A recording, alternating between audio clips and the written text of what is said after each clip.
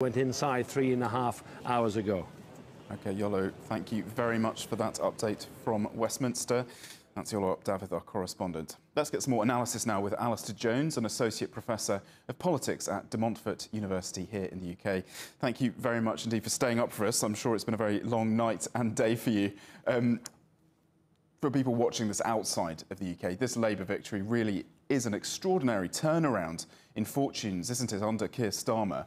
What message did the electorate send out by electing Labour with this big landslide majority? I think the message was not so much positive for Keir Starmer, it was more a negative one, that we are absolutely sick and fed up of the Conservatives and their track record, all the scandals that have gone on, the Partygate, things like that, and we want something different. So it's a lukewarm enthusiasm saying to Keir Starmer, OK, do something better, do something different. And it's a reluctant, yeah, go for it, please, simply because the current regime, we've had enough. They've pushed things too far. We're fed up.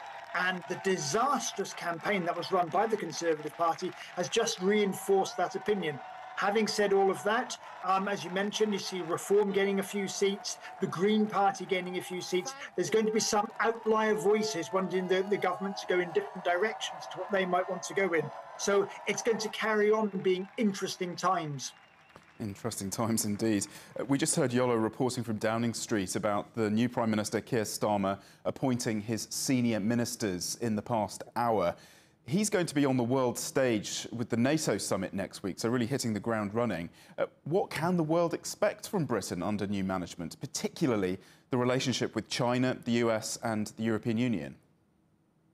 I think one of the things to be aware of is Keir Starmer's background. As the former director of public prosecutions, he is a lawyer and he is very measured in everything he does. You could see that in his acceptance speech outside Downing Street. So what you're going to get is you're not going to get the extravagance of Boris Johnson bouncing off the walls. That is not going to happen. That is not Keir Starmer's style. It is slow, it is careful, it is measured. He does not take snap decisions. So he will be making positive noises to the European Union. He'll be making positive noises towards America. He'll be making positive noises towards China as well, because he wants to construct a positive relationship with other countries around the world. He's made it very clear the UK is not going to rejoin the European Union. We're not going to go back into the single market or the customs union.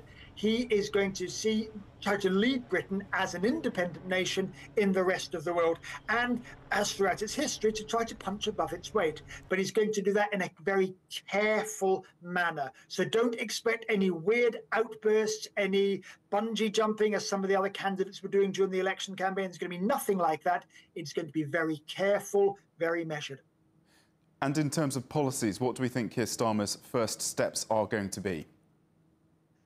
Well, this is where we get into the nitty-gritty, is that he will now see the actual situation of the UK finances. So the extent to which the UK, its debt is larger than it's ever been before, how little money he's actually got to play with. The joke message that was left for the Conservative government back in 2010 was, sorry guys, we've got no money left.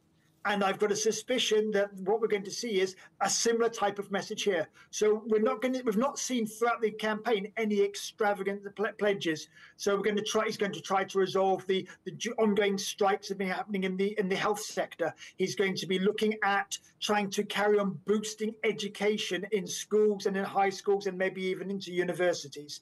But it's not going to be overspending. So it's going to be very careful, very cautious, as everything he's going to be doing, simply because he will make public just how bad the finances are, laying the blame very clearly at the feet of the Conservative government, and then outlining how his plans are going to be a lot more slow in putting them forward. So even his green plans that he's reined back in a little bit, he is still wanting to push them forward, but he's going to have to be very careful about doing it, because he doesn't want to be seen to be spending beyond Britain's means. The knock-on effect of doing that was that the right-wing media will get absolutely crazy and will slate him, and it makes his job a lot more difficult. So slow, careful, cautious. They're the words we're going to be using about Keir Starmer for the first 100 days and way beyond.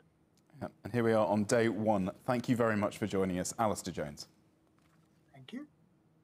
You're watching CGTN, still ahead. Back to the polls. The presidential race narrows